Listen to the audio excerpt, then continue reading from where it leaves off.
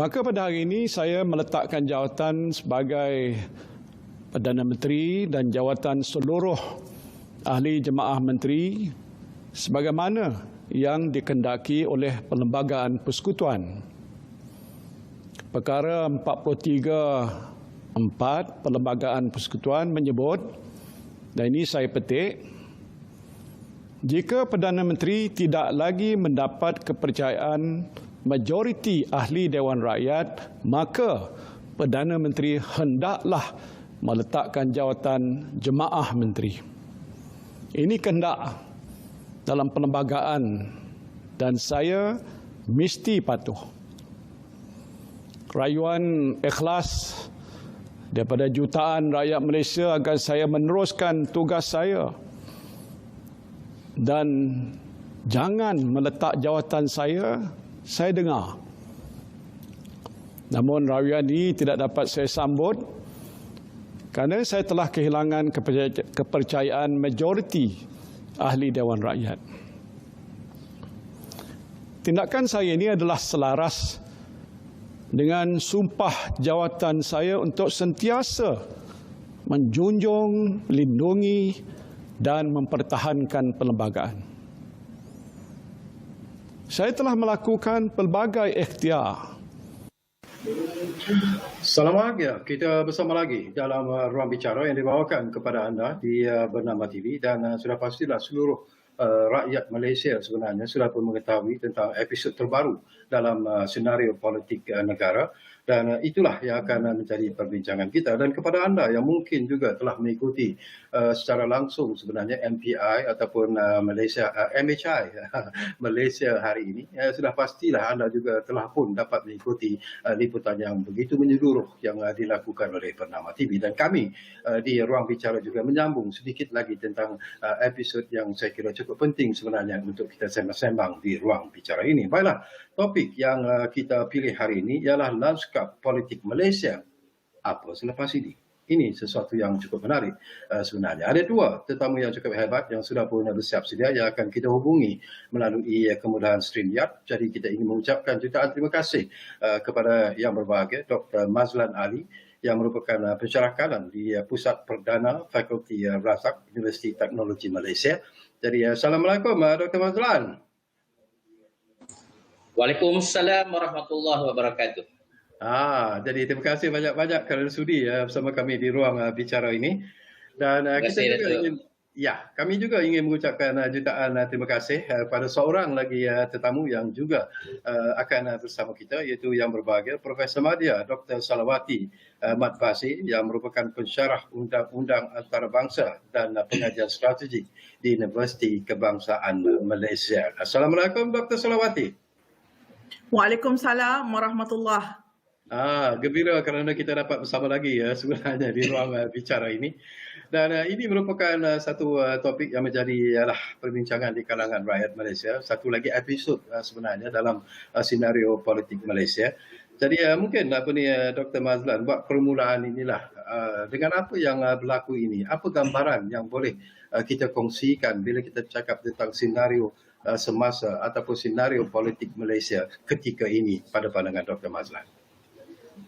Ya, rakyat Malaysia sekarang sedang berdepan dengan polemik politik setelah 15 ahli parlimen daripada UMNO meletakkan jawatan, menarik sokongan kepada Perdana Menteri, dan hari ini Perdana Menteri telah pun meletakkan jawatan. Ia menggambarkan kepada seluruh rakyat Malaysia bahawa kerajaan Tan Sri Muhyiddin sudah pun tidak ada lagi, dan yang di-Pertuan Agong akan bakal melantik seorang Perdana Menteri baru daripada parti-parti yang pemimpin parti yang mendapat kepercayaan majoriti di Dewan Rakyat. Dan kita menjangkakan situasi polemik ini akan berterusan. Mungkin dalam sehari dua ini, kerana pemimpin-pemimpin politik ini sekarang sedang berunding, dan sehingga waktu ini kita masih belum lagi mendapat isyarat bahawa terdapat mana-mana pemimpin yang mendapat sokongan majoriti yang akan dilantik sebagai Perdana Menteri. Dan situasi ini menggambarkan bahawa kemungkinan Kemeluk ini akan berterusan untuk beberapa hari lagi. Dalam situasi kita menghadapi COVID ini, sudah tentulah ramai yang akan risau dan berharap perkara ini dapat diselesaikan dengan masa yang cepat. Okey, saya juga dah dapat pandangan daripada Dr. Salawati. Kalau kita ambil secara keseluruhannya tentang apa yang berlaku ini, Dr. Salawati, apakah ini seolah-olah menggambarkan bahawa politik Malaysia adalah merupakan sesuatu yang cukup rapuh sebenarnya? Tak tahulah, ada juga yang berpandangan dan berpendapat begitu. Tapi mungkin Dr. Salawati, pada anggapan anda, apa yang sebenarnya berlaku ini? Apakah itu menggambarkan sesuatu yang dicangkakan lebih awal ataupun bagaimana? Baiklah, kalau kita lihat pun kerajaan PN ini bermula dengan langkah syaratan itu. Dia bukan dari satu keputusan pilihan raya yang seperti Barisan Nasional atau PH dapat sewaktu mereka menubuhkan kerajaan. Jadi di situ sudah bermula polemik, sudah bermula persepsi sebenarnya. Cuma saya rasa pada ketika itu Tan Sri Muhyiddin cuba sedaya upaya untuk mempertahankan dan memperkuatkan apa yang ada supaya beliau dapat memimpin, terutama di waktu pandemik. Malanglah sebenarnya pada PH sebab PN sebab mereka memimpin negara pada ketika pandemik yang tidak pernah dilalui oleh mana-mana kerajaan selepas merdeka. Jadi di situ pada saya sudah bermula pun sebenarnya polemik-polemik tersebut dan ditambah dengan persepsi-persepsi dan kemudian wujudnya kekurangan sokongan, penarik balik sokongan seperti yang dikatakan oleh Dr. Mazlan tadi. Maka itulah yang telah menjadikan kedudukan kerajaan PN pada ketika itu sebelum mereka meletakkan jawatan beramai-ramai hari ini rapuh. Sebenarnya dia berada dalam satu keadaan yang sebenarnya sangat fragile pada saya. Cuma Perdana Menteri lah cuba sedaya upaya untuk memperkukuhkan kedudukan dan kabinetnya. Ya, saya ingin juga berkongsi sesuatu sama dengan Dr. Mazlan. Barangkali kalau kita melihat kepada ialah apa yang disebut oleh Dr. Salawati, seolah-olah kedudukan PN sebelum ini begitu fragile, begitu rapuh dan mudah sebenarnya ditekan dan sebagainya. Pelbagai tuduhan juga dikeluarkan kepada kerajaan PN. Ada yang mengatakan bahawa kerajaan ini gagal untuk mengawal pandemik COVID-19, ada juga yang mengatakan bahawa kerajaan PN ini adalah kerajaan derhaka dan sebagainya. Jadi pandangan-pandangan inilah yang dimainkan dengan begitu meluas sekali oleh parti-parti pembangkang khususnya. Dalam media sosial pun isu ini juga lah dimainkan dengan begitu meluas sekali. Tetapi secara ikhlasnya Dr. Mazlan, kita berkongsi sesuatu yang mungkin tidak menyenangkan, tetapi saya ingin pandangan daripada doktor sendiri. Di mana apa kelemahan PN sebenarnya? Ya, kita melihat Kerajaan Perikatan Nasional yang ditubuhkan pada bulan Mac tahun 2020. Kerajaan ini di bawah pimpinan Tan Sri Muhyiddin, pada masa itu negara kita sudah pun berdepan dengan pandemik COVID.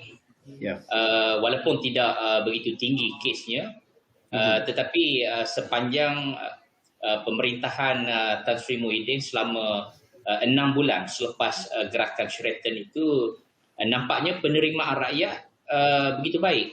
Banyak daripada hasil-hasil kajian menunjukkan sokongan kepada Tan Sri Muhyiddin adalah tinggi, melewati semua kaum. Bukan orang Melayu saja, malah orang Cina dan orang India juga berpuas hati dengan polisi-polisi beliau.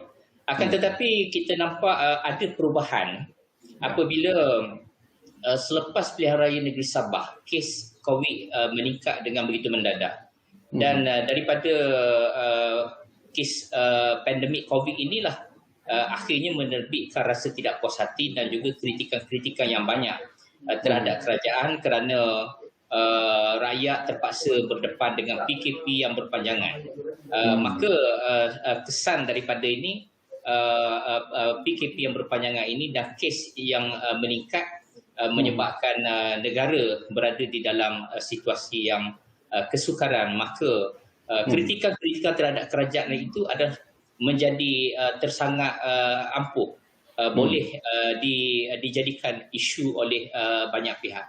Dan kritikan ini juga terfokus kepada polisi Tan Sri Muhyiddin yang mempunyai pentadbiran yang begitu besar. Dari sudut anggota pentadbirannya juga menjadi fokus dikritikan oleh parti-parti lawan. Dan akhirnya apabila pandemik yang berpanjangan ini telah memberikan kesan-kesan yang lain, termasuklah kelembapan ekonomi, kehilangan pekerjaan dan sebagainya, yang akhirnya asakan demi asakan dan apabila UMNO telah bertindak menarik sokongan dan memberi tekanan kepada Tan Sri Muhyiddin, akhirnya Kerajaan Perikatan Nasional jatuh pada hari ini. Baik, Dr. Salawati, dengan episod yang berlaku ini, pandangan antarabangsa terhadap politik kita lah. Apakah ini juga akan memberi impak dan kesan sebenarnya dari aspek pelaburan dan sebagainya. Jadi pandangan Dr. Salawati dalam isu ini, apakah golongan ataupun masyarakat antarabangsa melihat bahawa rupa-rupanya begitu rapuh sekali politik di Malaysia ini? Pandangan anda? Ya, sebenarnya sebagai pengamat undang-undang antarabangsa, saya sebenarnya risau ya apabila kalau kita dapat lihat ya kedutaan-kedutaan di Malaysia ya yang terutama dari Eropah dan Amerika Syarikat, mereka menghantar laporan setiap hari kepada kerajaan mereka tentang kedudukan kerajaan Malaysia dan juga tentang kepentingan pelaburan ya, seperti kita lihat American Chambers of Commerce, kemudian European dan sebagainya, mereka telah pun berbincang bagaimana untuk menyelamatkan pelaburan-pelaburan mereka di Malaysia. Itu bukan satu petanda baik sebenarnya. Saya sangat risau sebenarnya kerana pada saya sudah ada sebelum ini penulisan-penulisan pojok yang memburuk-burukkan Malaysia, tapi kita masih percaya tangkis. Tapi hari ini nampaknya media antarabangsa ya memfokuskan kepada kesatuan kerajaan. Jadi sebenarnya di ruang mata antarabangsa sangat tidak baik ya, kerana kita perlu memperbaiki dengan segera kedudukan negara dan imej negara, bukan sekadar kepada rakan kita di ASEAN tapi juga kepada pelabur-pelabur kita, terutama daripada negara-negara Asia Timur dan juga Eropah serta Amerika Utara. Di sinilah pada saya kedudukan Malaysia pada hari ini ya, selepas pengunduran kabinet ini tiada lagi saya melihat semua para perwakilan asing, NGO-NGO antarabangsa memerhatikan dengan rapat serta menghantar laporan kepada negara masing-masing.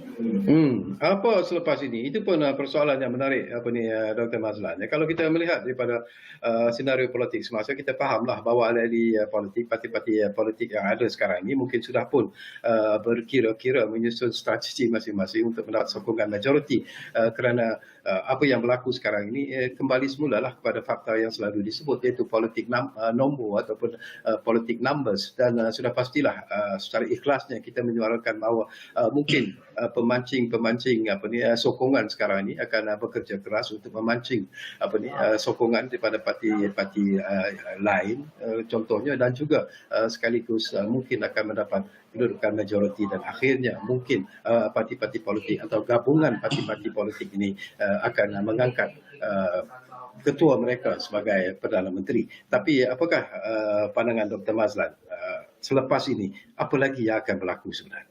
Ya, Datuk, sesuatu perkara yang membimbangkan kita adalah semua orang tahu dari segi faktanya bahawa pada hari ini tidak ada mana-mana fraksi yang mempunyai majoriti. Ya. Sama ada daripada Pakatan Harapan, bekas Kerajaan Perikatan Nasional sendiri, juga daripada blok Warisan dan Pejuang dan parti-parti yang lain. Tidak ada mana-mana kumpulan yang mempunyai satu bentuk sokongan ahli parlimen yang mencukupi untuk menubuhkan sebuah kerajaan dengan simple majority 111. Ya. Maka saya khawatir kerana di antara blok-blok politik ini mereka mempunyai kepentingan-kepentingan yang bercanggah di antara satu sama lain. Sri Paduka Baginda akan memanggil ketua-ketua parti ini, esoknya kabarkan akan dipanggil untuk mendapatkan pandangan adakah mereka mempunyai majoriti. Tetapi hakikatnya dalam politik ini barangkali perundingan politik itu ada sesuatu yang lazim. Adakah esok ketua parti ini sudah membawa satu formula bahawa mereka bersetuju untuk bekerjasama, sekurang-kurangnya mereka boleh membawa satu jumlah yang signifikan untuk menubuhkan kerajaan. Tetapi bagaimana sekiranya tidak dapat? Tidak ada mana-mana pihak yang akan mendapat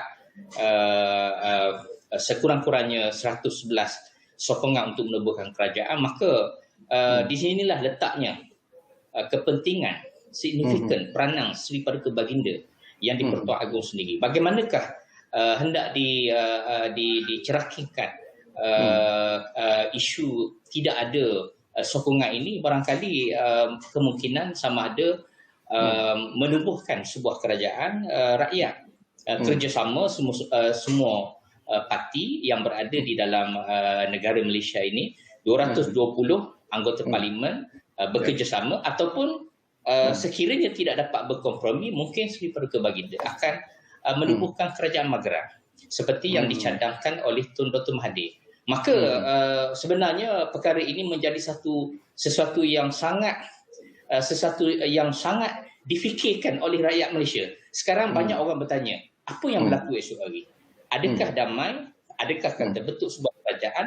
Atau akan menyaksikan satu lagi bentuk polemik yang berpanjangan yang memungkinkan tidak ada penyelesaian yang konkret, sedangkan pada hakikatnya pada hari ini rakyat begitu mengharapkan parti-parti politik ini dapat menghasilkan satu penyelesaian yang tuntas untuk kepentingan rakyat dan negara.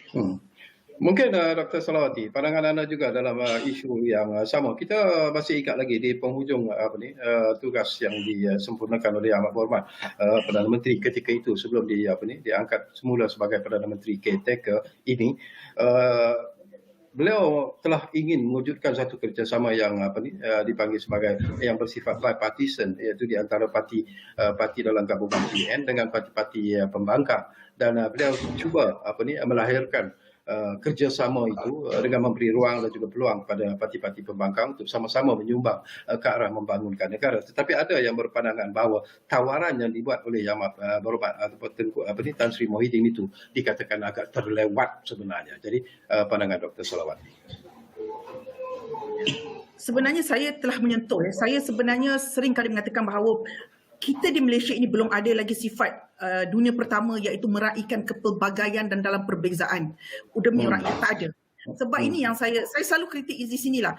Pada saya tidak ada isu lambat atau cepat Tan Sri Muhyiddin memberikan hasrat tersebut, dia melontarkan hasrat tersebut. Dan kalau mereka benar-benar suci hati untuk mengatakan bahawa inilah perjuangan rakyat untuk rakyat dalam keadaan pandemik ini, sewajarnya mereka menyambutnya dan bekerjasama dengan kerajaan yang ada pada ketika itu untuk bersama-sama lah mengganding bahu dan tidak ada lagi polemik ini, hentikan seketika agar kita semua dapat keluar daripada keadaan ini. Sebab keadaan pandemik ini bukan sahaja membahayakan nyawa, tetapi keselamatan negara, kedudukan negara dan juga indeks keamanan dan juga kemanusiaan Malaysia.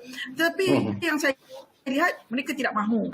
Itu wujudnya saya rasa ego ataupun sebenarnya ketamakan yang telah pun dihasilkan oleh mereka sendiri. Mereka ingin mengatakan bahawa tak naklah kan, buat apa nak duduk bersama dengan kerajaan, nanti kerajaan akan tetap mendapat sokongan rakyat, sedangkan kami bersama. Inilah yang saya katakan, belum lagi Malaysia ni nak mencapai taraf pemikiran ahli politik dunia pertama, sebab mereka tidak dapat berfikir bahawa sebenarnya ini semua untuk rakyat, dan rakyat nampak. Rakyat hari ini bukan bodoh, tidak menilai. Jadi pada saya lah, Datuk, inilah yang sebenarnya saya rasa keegoan pihak sebelah sana, dan juga merasakan bahawa tidak ada keperluan untuk bekerjasama dengan kerajaan pada ketika itu. Okey, kita bercakap semula tentang politik nombor inilah Dr. Mazlan tadi pun Dr. memberi menyebut tentang kesukaran untuk mendapatkan sokongan majoriti. Tetapi daripada analisis, daripada penglihatan dan juga kajian yang Dr. lakukan, agak-agaknya lah siapa yang mungkin ada parti politik yang dianggap sebagai wild card ataupun kingmaker dalam menentukan parti mana yang mungkin ataupun pakatan mana yang mungkin akan diangkat ketuanya yang nanti akan diangkat sebagai Perdana Menteri. Ya, asasnya sekiranya kita melihat kepada situasi yang ada sekarang, Datuk Seri Anwar mempunyai sokongan asas sebanyak 88 kerusi. Datuk Seri Zahid Hamidi mempunyai 15 sokongan, dan Tun Mahathir dicampur dengan partinya dan parti lain mempunyai angka yang agak tidak signifikan. Jadi bagaimanakah ketua-ketua parti ini mereka hendak mencari satu formula untuk mendapatkan satu nombor yang membolehkan mereka menubuhkan kerajaan. Jadi kumpulan Datuk Seri Zahid Hamidi sekiranya bersatu dengan kumpulan UMNO Ismail Sabri dan kembali kepada sokongan asal dalam Kerajaan Perikatan Nasional itu mampu untuk menubuhkan sebuah kerajaan dengan minimum 115 kursi. Akan tetapi persoalan yang timbul di sini, adakah Datuk Seri Zahid Hamidi bersedia untuk kembali bertaut dengan Datuk Seri Ismail Sabri? Kerana dengan meletakkan Datuk Seri Ismail Sabri sebagai calon Perdana Menteri untuk kerajaan baru ini mungkin akan memberi ancaman kepada Datuk Seri Zahid Hamidi dan kumpulan-kumpulan dan rakan-rakannya yang selalu diistilahkan sebagai mereka yang ada masalah berkait dengan mahkamah. Jadi di sini menimbul kesulitan. Datuk Seri Zahid Hamidi bekerjasama dengan Anwar, sedangkan Perhimpunan Agung UMNO telah menetapkan bahawa no Anwar, no DAP.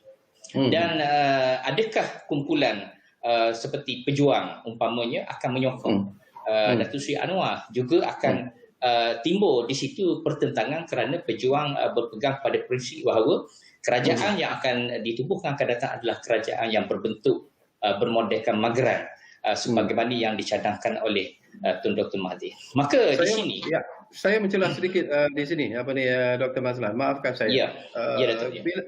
Bagaimana dengan GPS ataupun gabungan Parti Sarawak yang mempunyai 18 kerusi parlimen? Apakah mereka juga mungkin akan boleh dianggap sebagai kingmaker dalam permainan politik ketika ini?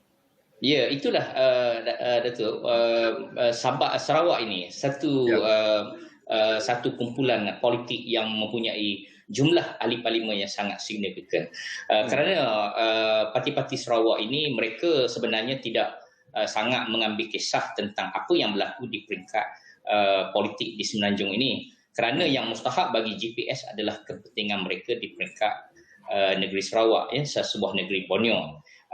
Asalkan kerajaan ini boleh memberikan apa yang dikehendaki oleh inspirasi rakyat Sarawak, maka tidak ada masalah. Cuma GPS ada mengatakan bahawa mereka tidak boleh bekerjasama dengan DAP kerana DAP dianggap sebuah parti yang memberi ancaman di peringkat negeri Sarawak di dalam pilihan raya negeri. Bagaimanapun sebenarnya politik ini, Datuk, saya fikir dia ada satu simulasi, dia elastik. Kalau dulu kita pernah menggambarkan bahawa Tun Mahathir boleh bekerjasama dengan Anwar, Datuk Seri Anwar dalam pilihan raya yang ke-14. Tidak sesiapa terduga sekalipun. Maka di sini saya melihat kingmaker adalah GPS dalam situasi fraksi-fraksi politik di Semenanjung ini sedang mencari-cari rakan sekutu mereka. Maka sesiapa yang boleh memberi tawaran yang lumayan kepada GPS, memberi tawaran ataupun konsesi yang lebih baik, mungkin mereka boleh memikat kingmaker ini untuk menubuhkan sebuah kerajaan. Dan saya fikir mungkin dalam PH, Pakatan Harapan ini mempunyai peluang yang agak luas kerana mereka mempunyai 88 kerusi dan sekiranya ia mendapat sokongan daripada parti-parti kecil lain di Semenanjung, dapat sokongan GPS, secara automatik saya percaya bahawa warisan juga akan memberikan sokongan kepada Datuk Seri Anwar. Tetapi apa-apa pun masih terlalu awal, Datuk, untuk kita mengatakan bahawa Datuk Seri Anwar mungkin boleh menubuhkan sebuah kerajaan walaupun kelebihan nampak ada kepada beliau kerana mempunyai jumlah sokongan yang signifikan dalam Pakatan Harapan. Baik, Dr. Salawati, selain pada Datuk Seri Anwar Ibrahim yang dia sebut-sebut antara calon untuk menjadi the next Prime Minister, nama-nama seperti yang berbagai Tengku Razali Hamzah juga disebut, malah Datuk Seri Syamuddin Tun Hussein pun namanya juga dikatakan disebut sebagai antara calon yang mungkin boleh menjadi Perdana Menteri. Dan yang menarik juga ialah Datuk Seri Najib Razak juga dicadangkan oleh beberapa pihak supaya nama dia juga mungkin akan disebut-sebut sebagai the next, ialah mengambil alih semula untuk menjadi Perdana Menteri. Tetapi pandangan ikhlas daripada Dr. Salawati, apakah nama-nama ini antaranya mungkin akan muncul nanti sebagai the next Prime Minister? sebenarnya tak ada yang mustahil di Malaysia ni, terutama dari segi politik Malaysia. Saya selalu kata politik Malaysia ni dia bukan saja berseni, dia penuh taktikal, dia dengan strategi yang sangat tajam. Kita tak boleh kata mungkin hari ni orang kata takkan nak angkat lagi Datuk Seri Najib Tun Razak, sahaja dia boleh jadi. Ya, dan ada orang kata Tengku Razak Hamzah tua sangat lah kan, kita nak yang muda sikit. Tapi tak mustahil dia boleh menjadi Perdana Menteri ya. Sebab macam saya katakan tadi, macam Dr. Mazlan cakap tadi, permainan politik itu bagaimana nak mempengaruhi dan dipengaruhi dan seterusnya memberi sokongan. Di sinilah yang saya katakan orang selalu sebut seni politik Malaysia, tapi saya tak sebut seni. Dia seni itu lembut. Di sini dia tak lembut, dia penuh dengan taktikal, dia penuh dengan gasakan. Tapi macam mana cara menggasak itu yang perlu kita lihat. Jadi di sinilah kalau selalu disebutkan nama, memang adalah terdengarlah dalam perbincangan saya juga nama seperti Datuk Seri Syamuddin Tun Hussein, Tengku Razak Hamzah, Datuk Seri Najib Razak. Ini nama-nama yang disebutkan semula lah, antara yang famous lah disebutkan. Tetapi saya sebenarnya saya tak berani nak mengandaikan siapa-siapa, sebab mungkin antara nama tersebut ada yang akan jadi Perdana Menteri, mungkin tiada langsung nama yang disebut tiba-tiba menjelma di situ. Jadi sebab macam saya katakan tadi, pada waktu ini, ketika ini setelah kabinet tiada ini, permainan di belakang tabir sangat hebat. Dan permainan itu tidak terjangkau oleh akal fikiran kita, tapi gelecikkannya itu kalau main atas padang hanya yang tahu sajalah tahu. Macam itulah lebih kurang. Wow, okey. Tiba-tiba menjadi macam pengulas sukan pula Dr. Salawati. Tapi menarik pandangan yang Dr. Salawati lontarkan. Baik, Dr. Mazlan dan juga Dr. Salawati. Mungkin ada baiknya jugalah kalau kita berehat dulu buat seketika. Dan banyak lagi persoalan-persoalan yang ingin saya kongsikan bersama dengan kedua-dua tetamu saya di studio Ruang Bicara ini. Ataupun maafkan saya, dua tetamu saya di Ruang Bicara ini. Dan insyaAllah mungkin ada juga persoalan-persoalan yang mungkin lebih menarik sebenarnya selepas kita berehat buat seketika. Apa kata kita rehat dulu ketika ini?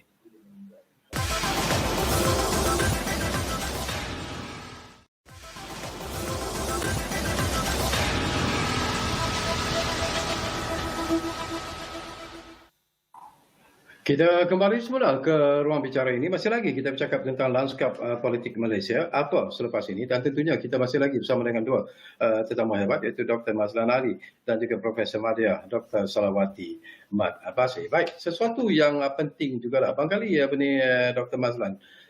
Ramai juga yang menyuruh saya bertanya tentang perkara ini, iaitu tentang istilah yang digunakan. Memanglah the interim government itu tidak ada dalam perlembagaan kita, tetapi caretaker government itu memang ada, boleh digunakan pakai. Jadi perbezaan sebenarnya antara interim government dengan caretaker government itu secara jelas-jelasnya, Dr. Mazlan.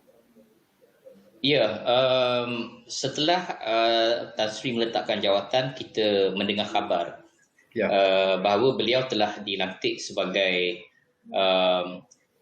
Perdana Menteri interim, dan beliau adalah dan sehingga Yang di-Pertuan Agong melantik seorang Perdana Menteri yang baru, Tan Sri Muhyiddin Yassin adalah orang ataupun individu yang akan menjaga kepentingan negara, tetapi dalam konteks yang tidak mempunyai kuasa eksekutif sebagaimana beliau sebagai Perdana Menteri. Maka interim ataupun caretaker ini, interim itu sebenarnya merujuk kepada kerajaan sementara. Okay. Dan caretaker itu kerajaan yang menjaga sewaktu tidak ada sebuah kerajaan. Jadi saya fikir antara caretaker dengan interim ini mempunyai konsep yang sama. Barangkali rakan panel saya mungkin mempunyai definisi yang lebih jelas. Tetapi di dalam perlembagaan negara kita tidak ada interim, Perdana Menteri interim ini, tetapi dia lebih kepada convention. Maksudnya setelah seorang Perdana Menteri itu meletakkan jawatan, maka ketua negara akan melantik beliau sementara sebelum dilantik seorang Perdana Menteri yang baru yang mendapat kepercayaan majoriti. Kuasa Perdana Menteri interim ini tidak seperti kuasa seorang Perdana Menteri, kerana hanya beliau sahaja yang berfungsi pada masa itu, tetapi tidak mempunyai kabinet sebagaimana Perdana Menteri yang terkandung di dalam sebagaimana yang disebut di dalam perlembagaan. Maka saya kira jawatan Perdana Menteri interim yang disandang oleh Tan Sri Muhyiddin ini mungkin tidak akan melepasi seminggu, kerana esok kita dipahamkan yang di Pertuan Agong akan memanggil ketua-ketua parti, dan sekiranya ada keputusan, ada seorang ahli Dewan Rakyat didapati dipercayai oleh Tuanku mempunyai majoriti, maka akan dilantik sebagai Perdana Menteri. Maka fungsi Perdana Menteri interim secara tidak langsung adalah tamat selepas dilantik Perdana Menteri menurut Perlembagaan Malaysia. Okey, mungkin Dr. Salawati boleh berkongsi daripada pandangan anda selaku seorang pensyarah undang-undang antarabangsa dan juga pengajar strategik berkaitan dengan isu yang sama yang saya bangkitkan kepada Dr. Mazlan Ali. Perbezaan di antara caretaker government dengan interim government dan kemudiannya Perdana Menteri caretaker dengan Perdana Menteri interim ini. Dr. Salawati. Sebenarnya kalau kita lihat dalam Perlembagaan Persekutuan tak ada semua itu. Tidak ada. Memang tidak ada. Seperti yang Dr. Mazlan sebut, memang kita tak ada. Tetapi demi kepada keadilan dan juga perjalanan pentadbiran negara, kita boleh melakukannya dalam tempoh yang singkat. Ya, seperti yang kita lihat dalam perkara 42 itu, Perlembagaan Persekutuan jelas. Memang selepas saja Perdana Menteri meletakkan jawatan bersama kabinetnya, maka tidak bolehlah sebenarnya lebih daripada beberapa hari. Secepat mungkinlah sebenarnya harus dilantik Perdana Menteri yang baru dan akan dibentuk kabinet yang baru. Tapi dalam hal ini memandangkan esok baru Yang di-Pertuan Agong akan memanggil, muka akan diadakan perbincangan, dan saya pun bersetuju dengan pendapat Dr. Mazlan bahawa tidaklah mengambil masa yang panjang kerana mesti. Sebab interim ini bukan melaksanakan apa, dia hanya untuk lepas tugas saja. Nak melepaskan tugas yang ada yang baru. Maknanya ada supaya yang datang nanti tidak akan orang kata dalam keadaan kosong, mesti ada yang menghantarnya untuk dia menyambut tugas negara itu. Itu sahaja. Jadi pada saya memang tak ada sebenarnya, dan sebenarnya ianya adalah satu perkara yang sewajarnya tidak terjadilah dalam dunia demokrasi di Malaysia, tetapi sudah terjadi, dan pihak Yang di-Pertuan Agong tiada pilihan melainkan meletakkan Tan Sri Muhyiddin seketika untuk melepaskan jawatan tersebut kepada Perdana Menteri baru yang bakal dilantik melalui persetujuan yang dibuat dengan bijaksana oleh Pertuan Agong. Saya juga nak dapat pandangan Dr. Salawati sebelum saya pergi kepada Dr. Mazlan. Ini juga berkaitan dengan isu ini sebenarnya. Bila kita bercakap tentang Perdana Menteri caretaker ataupun Perdana Menteri interim ini, dikatakan bahawa Tan Sri Muhyiddin Yassin tidak boleh melakukan ataupun membuat keputusan-keputusan yang besar yang berkaitan dengan negara, dan limitation ini sebenarnya mungkin akan memberikan sedikit bukan tekanan sebenarnya, tetapi apakah tidak ada sebenarnya satu perkara yang jelas tentang isu ini? Apakah tugas seorang PM caretaker itu hanya apa yang perlu dia lakukan sebenarnya? Itu yang kita nak tahu, Dr. Salawati. Sebenarnya dia hanya menjaga kepentingan dan rahsia-rahsia negara sewaktu kabinet sudah tiada. Jadi di sini dia dilantik oleh Pertuan Agong selepas dia meletakkan jawatan, dan dilantik semula hanya untuk menjaga rahsia-rahsia negara, kepentingan negara, sehingga Perdana Menteri baru dapat dilantik. Jadi di sinilah dia memang tidak akan dapat membuat keputusan apa-apa kerana dia sudah tidak ada kabinet. Dia sudah tidak ada lagi jemaah menteri yang tak diputuskan dalam mesyuarat. Jadi bagaimana dia nak membuat keputusan? Dia hanya menunggu masa sebenarnya. Dia hanyalah boleh dikatakan menjaga amanah negara sebelum yang sebenarnya datang dan mengambil amanah tersebut untuk dilaksanakan. Itu saja. Apa selepas ini? Ini pun sesuatu yang penting juga Dr. Mazlan. Kita looking forward lah. Kalau selepas ini apabila telah pun dilantik sebagai Perdana Menteri yang baru, kita nak tahulah apa akan jadi kepada program-program yang telah pun dilaksanakan oleh Tan Sri Muhyiddin Yassin sebelum ini. Kita tahu dia memberikan tumpuan kepada program imunisasi COVID-19 kebangsaan ataupun PICK ataupun PIK. Ada juga pakej rangsangan ekonomi yang begitu banyak sekali bantuan keuangan kepada rakyat yang perlu ataupun yang dijangkakan ataupun yang disasarkan, dan kemudiannya mewujudkan plan pemulihan negara. Jadi apakah semua ini akan terjejas sebenarnya apabila ada Perdana Menteri yang baru nanti, Doktor? Ya, biasanya Datuk, sekiranya kita melihat amalan yang dilaksanakan dalam sistem demokrasi di negara kita Malaysia, apabila berlakunya pertukaran sebuah kerajaan, pertukaran seorang Perdana Menteri, misalnya Barisan Nasional selama 61 tahun memerintah, apabila berlakunya perubahan Perdana Menteri daripada parti yang sama, kebanyakan dasar-dasar itu diteruskan oleh Perdana Menteri yang berikutnya, dan menjelang setahun selepas pemerintahannya, maka ia akan membuat polisi-polisi baru yang difikirkan sesuai dalam konteks kepimpinan dia. Akan tetapi apabila berlaku perubahan kerajaan daripada parti yang berbeza, maka perkara-perkara yang menjadi tunjang kepada kerajaan itu sendiri mungkin akan diubah oleh kerajaan yang baru. Misalnya semasa Pakatan Harapan mengambil alih kerajaan daripada Barisan Nasional, GST telah dihapuskan. GST adalah satu polisi yang begitu penting yang memberi pendapatan kepada negara, tetapi di atas prinsip yang diperjuangkan oleh PH, Pakatan Harapan, sebelum menjadi kerajaan, mereka mengambil inisiatif menghapuskan kerana itu adalah janjinya kepada rakyat. Bagaimanapun saya jangkakan selepas penubuhan kerajaan baru ini, tidak ada perkara-perkara yang dasar yang akan diubah oleh kerajaan baru, kerana kebanyakan daripada polisi-polisi berkait dengan vaksinisasi, perkara yang berkait dengan memerangi COVID dan sebagainya, serta rangsangan-rangsangan ekonomi yang sebenarnya baik untuk rakyat. Kecuali mungkin dalam aspek-aspek tertentu yang difikirkan untuk diubah oleh kerajaan baru ini, maka itu adalah menjadi hak kepada kerajaan yang baru. Tetapi saya jangkakan peralihan kerajaan baru ini tidak akan secara total akan menghapuskan atau menamatkan polisi-polisi yang sedia ada, kerana saya menilai polisi-polisi yang ada sekarang ini adalah polisi yang baik untuk rakyat dan juga negara. Cuma dari segi bagaimana cara mungkin boleh diperbaiki ataupun mempunyai idea-idea yang lebih komprehensif yang harus ditambah nilai kepada program-program yang sedia ada. Baik, Dr. Salawati, kita pun menunggu siapa will be the next Prime Minister, tetapi ada juga yang mengatakan bahawa masalah yang dihadapi oleh parti-parti politik di Malaysia ini, mungkinlah kita akan melihat muka-muka yang sama saja yang akan menjadi Perdana Menteri nanti. Dan ada juga yang mengatakan bahawa kadang-kadang disebabkan oleh ketakzuban penyokong-penyokong parti kepada pemimpin, mereka kadang-kadang membuat pemilihan itu berdasarkan kepada ketakzuban itu, rasa taksub mereka kepada seseorang pemimpin itu. Tetapi kadang-kadang mereka lupa untuk melihat latar belakang, mereka lupa untuk melihat prestasi, integriti seorang pemimpin itu. Apakah ini benar berlaku dalam parti-parti politik di Malaysia?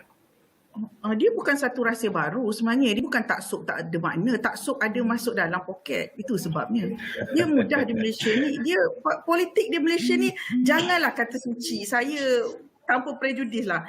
Dia tidak ada kesucian itu kerana semuanya memerlukan wang. Dan semua yang beria-ria, yang mengikut belakang menteri ni, semua ada habuan masing-masing. Jadi mestilah mereka berusaha keras. Yang macam saya katakan, bermula daripada tengah hari ini hinggalah pelantikan Perdana Menteri, permainan di atas padang bermula tanpa waktu rehat. Jadi kita akan lihat di situ dia, semua akan bersungguh-sungguh untuk memastikan orang yang mereka sokong dan dokong itu mendapat tempat dalam kabinet. Paling tinggi hierarkinya Perdana Menteri lah. Tapi jika mana ada tempat dalam kabinet, ada tempat dalam kabinet bermakna ada ruang-ruang untuk lantikan politik berjalan selepas itu. Jadi dia taksub itu bukan semata-mata taksub, tidak. Taksub yang ada makna lah. Jadi kita, I think it's an open secret, bukan satu benda yang baru. Semua orang tahu di Malaysia. Itu yang usaha perkataan kabel keluar kan, macam tu. Jadi itu sebenarnya kita dah terlalu lama dah, Datuk. Kita dah terlalu lama dan kita telah menjadikan ianya adalah satu adat, custom dalam politik Malaysia sebenarnya.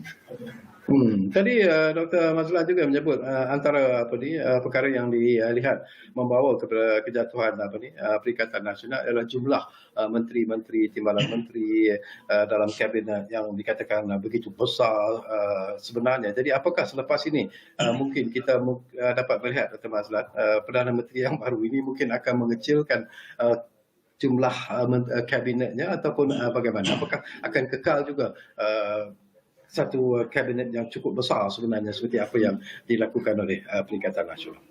Ya, saya fikir Datuk, kerajaan baru mesti mengecilkan jumlah pentadbiran kerajaan mereka kerana itulah fokus kritikannya terhadap kerajaan Tan Sri sebelum ini.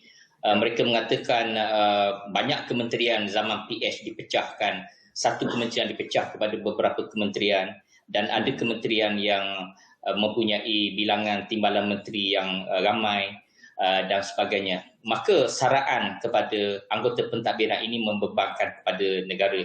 Itu adalah antara kritikan-kritikan yang kita dengar terhadap kerajaan Tan Sri Muhyiddin. Dan yang paling menonjol sekali adalah beberapa hari sebelum kejatuhan kerajaan ini, seorang penasihat bertaraf menteri dilantik. Ini menimbulkan kecaman netizen di media sosial terhadap pentadbiran. Mungkin bekas Perdana Menteri Tan Sri Muhyiddin dia mempunyai alasannya yang tersendiri, tetapi nampaknya telah dikritik dengan begitu hebat. Maka kerajaan baru ini kemungkinan akan mengecilkan jumlah anggota pentadbirannya. Mungkin beberapa kementerian akan digabungkan. Misalnya Kementerian Alam Sekitar mungkin boleh digabungkan dengan Tenaga dan Air. Dan oleh kerana negara kita sekarang sudah berbelanja begitu banyak sejak pandemik COVID ini, maka untuk menjimatkan pendapatan negara ini, mungkin jawatan timbalan menteri untuk kementerian-kementerian tertentu, misalnya Kementerian Belia dan Sukan, mungkin tidak perlu diwujudkan jawatan timbalan menteri kerana jawatan timbalan menteri tidak ada dalam perlembagaan, tidak ada pun tak apa. Dan jumlah disebut lean government, government yang mantap, yang kompak, seharusnya diwujudkan oleh kerajaan yang baru ini. Kalau mewujudkan pentadbiran yang begitu besar sama dengan kerajaan Tan Sri Muhyiddin, maka tidak bermakna kritikan-kritikan sebelum yang dilemparkan oleh mereka sebelum ini. Jadi dalam situasi negara kita berdepan dengan situasi pandemik dan juga keadaan ekonomi yang tidak begitu memperangsangkan, maka sewajarnya pentadbiran kerajaan itu harus dikecilkan kerana boleh menjimatkan dari segi saraan terhadap anggota ini dapat difokuskan untuk perkara lain yang lebih penting kepada negara kita. Pandangan Dr. Salawati, apakah Dr. Salawati menjangkakan mungkin akan wujud seorang tokoh muda yang mungkin akan dilantik sebagai Perdana Menteri, ataupun kita masih lagi bergantung kepada tokoh-tokoh lama yang dianggap sebagai tokoh-tokoh yang berpengalaman? What is your expectation sebenarnya? Saya tak menjangkakan akan keluar satu tokoh muda secara tiba-tiba. Sebab macam saya kata, politik kita ni dah terlalu lama dilentur dengan gaya orang lama. Dan kalau tiba-tiba orang baru nak masuk tu, dia kena electric shock lah nanti. Jadi tak boleh. Saya tetap merasakan nama-nama yang kita sebut tadi tu akan adalah munculnya seorang di situ. Maknanya kita masih ada DNA lama lah juga. Cuma kita mengharapkan macam, saya setujulah dengan Dr. Mazlan tadi, mengharapkan adalah perubahan. Janganlah buat ramai-ramai kabinet tu. Dan lepas tu tak berfungsi lah pula. Kan, menimbulkan amarah yang amat sangat kepada rakyat. Termasuklah saya. Sebab pada saya, jadi patung cedana je diorang dalam kabinet. Apa? Jadi pada saya, make it something. Cuba lihat Kanada, cuba lihat negara lain kan. Punyalah besar negara dia, kabinet dia sejemput aja. 30 orang, 15 orang, 20 orang cukup. Ini kita sampai 77, sampai saya pun tak kenal siapa timbalan menteri. Apa dia buat? Betul pun macam Dr. Mazlan kata tadi, apa dia buat? Dia tak buat apa-apa pun. Jadi di sinilah pada saya, kalau dia mengulangi kesilapan kerajaan-kerajaan terdahulu, maka dia pun akan mendapat hantaman dan kritikan yang dahsyat daripada rakyat. Sebab rakyat sekarang dah tak ada nak simpan-simpan. Jadi mereka akan sebut. Jadi pada saya tetap mengatakan, saya beranilah kata saya tak tahu siapa yang akan menjadi Perdana Menteri, tetapi saya tetap mengatakan di hati saya dia akan ada orang-orang yang telah berpengalaman dalam kabinet terlebih dahulu. The timing dengan apa yang berlaku ini pun dibangkitkan sebenarnya Dr. Mazlan, menimbulkan juga ada golongan yang merasa begitu kecewa dengan apa yang berlaku. Ada golongan yang mengatakan bahawa episod yang berlaku ini sebenarnya tidak kena pada masanya. Rakyat sedang menghadapi satu situasi yang cukup mencabar dengan pandemik COVID-19, dengan situasi ekonomi yang begitu mencabar dan sebagainya. Jadi apakah ini juga sebenarnya mengecewakan rakyat secara keseluruhannya secara ikhlas, Dr. Mazlan? Ya, sudah pastilah kita sebagai rakyat dalam situasi kita berdepan dengan krisis Kita mahukan sebuah kerajaan yang stabil, sebuah kerajaan yang mampu memberikan khidmat dan juga dapat menyelesaikan masalah-masalah yang dihadapi oleh rakyat pada hari ini. Akan tetapi inilah Datuk demokrasi. Demokrasi itu tidak menghalang kepada parti politik, pemimpin politik untuk bersaing sesama mereka. Dan alasan yang mereka bawa adalah kami daripada parti sekian-sekian ini kami tidak bersetuju dengan kerajaan yang ada kerana kerajaan ini lemah. Kerajaan ini ada kekurangan dia. Polisi-polisi tidak berkesan, membazir, rasuah dan sebagainya. Maka kami ingin menggantikan kerajaan ini dengan menawarkan satu kerajaan yang lebih baik. Maka apa daya kita, Datuk, kita nak halang ahli-ahli politik sebab itulah tugas mereka. Itulah inspirasi mereka. Tugas ahli politik adalah bersaing dalam pesta demokrasi untuk mendapatkan kuasa. Namun begitu kita mengharapkan supaya krisis ini segera dapat diatasi. Dan kita yakin dengan kebijaksanaan Duli Yang Maha Mulia Seri Paduka Baginda Datuk Agong akan dapat mewujudkan sebuah kerajaan baru. Dan saya fikir ahli-ahli politik kurangkan politicking. Boleh berbincang kalau tidak ada jumlah yang signifikan untuk menubuhkan kerajaan. Apa salahnya bawa-bawa berbincang antara Tan Sri Muhyiddin, Datuk Sri Anwar, Tun Mahathir, Zahid Hamidi duduk sekali dan berbincang bagaimana kita nak atasi, bagaimana kita nak bawa sesuatu yang baik pada negara. Mungkin kita boleh tubuhkan kerajaan bersama. Kerajaan yang mengandungi pemimpin-pemimpin ini yang akan boleh duduk bersama dan selepas menubuhkan kerajaan ini boleh fokus kepada masalah negara. Saya Datuk saya secara peribadi saya bimbang. Kerana rakyat sekarang ni secara psikologinya rakyat sudah penat. Psikologinya rakyat sekarang ni sudah mungkin untuk sebulan lagi mereka dikurung dalam rumah ini. Mungkin akan boleh menimbulkan kesan yang lebih buruk kepada kesihatan sosial dan sebagainya. Ramai daripada rakyat yang hilang pekerjaan, hilang pendapatan. Saya di kejiranan saya ni di Hulu Kelang ni pun saya kenal lah jiran-jiran ada yang sudah 4 bulan tak bekerja, tidak ada pendapatan. Dan kita harap pemimpin-pemimpin lihatlah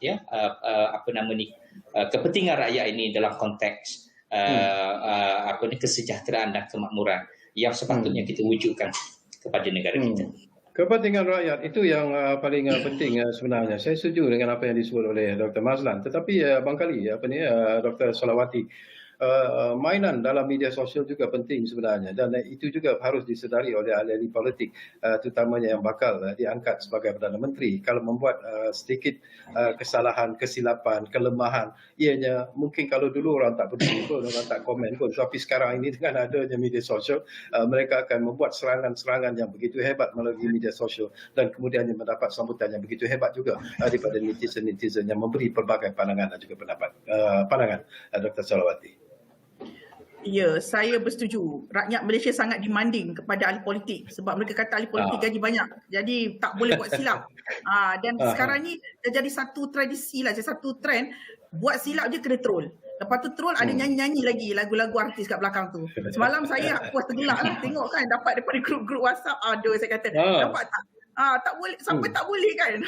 Sampai hari ni pun ada lagi. Maknanya begitu kreatif sekali rakyat Malaysia dalam bentuk nak menghentam kerajaan kalau buat salah, buat benda tak betul. Sebab mereka merasakan bahawa ahli politik ni dah mendapat semua keistimewaan. Dah dapat macam-macam dah. Jadi kenapa tak boleh menghasilkan satu kerja yang bermutu untuk membantu rakyat ni. Rakyat ni yang saya setuju ramai yang dah tak ada kerja, graduan menganggur, hutang nak kena bayar. Lepas tu industri ada yang masih kena tutup, bukan semua yang boleh dibuka.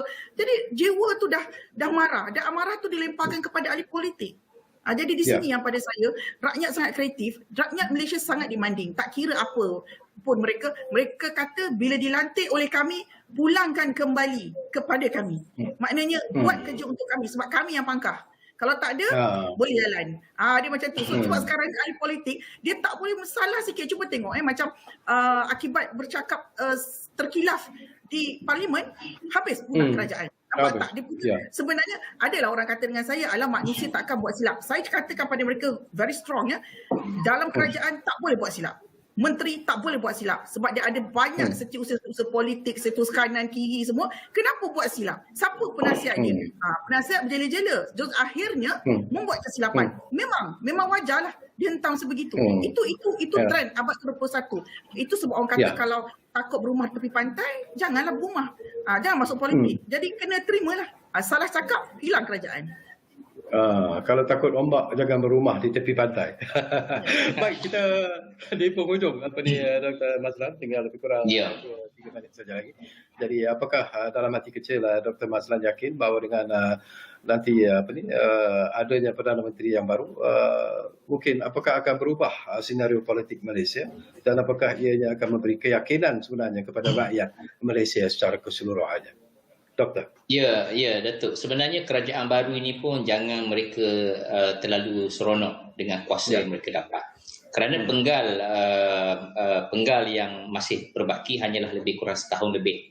Dan apabila mereka memerintah negara ini dalam situasi negara yang begitu banyak masalah, sekiranya mereka gagal untuk menyelesaikan masalah-masalah dalam tempoh ini, tempoh yang ada ini lebih kurang setahun lebih ini, maka mereka akan menjadi objek kecaman oleh rakyat seperti yang Prof sebut tadi.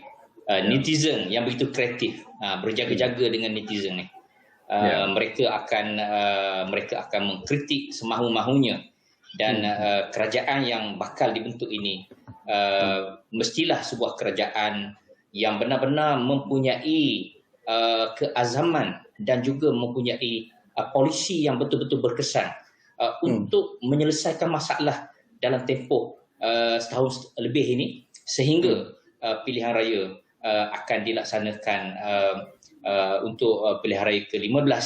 Maka sebelum pilihan raya dibuat, tugas mereka adalah menyelesaikan masalah, turunkan pandemik COVID ini dan pastikan ekonomi negara berkembang dan pastikan ekonomi dalam negara, rakyat mendapat peluang pekerjaan dan juga rakyat dapat anak-anak dapat pendidikan yang lebih baik. Kalau sebelum ni mereka berada lama di rumah tidak dapat bersekolah secara normal, kita harap mereka dapat segera ke sekolah untuk menyambung pelajaran mereka yang agak terjejas. Itulah harapan saya, Datuk, kepada akal kerajaan yang akan tertubuh ini. Okey, terima kasih banyak-banyak kepada Dr. Mazlan Ali. Tentunya terima kasih kepada Profesor Madya, Dr. Salawati Basir kerana sudi bersama kami di ruang bicara ini.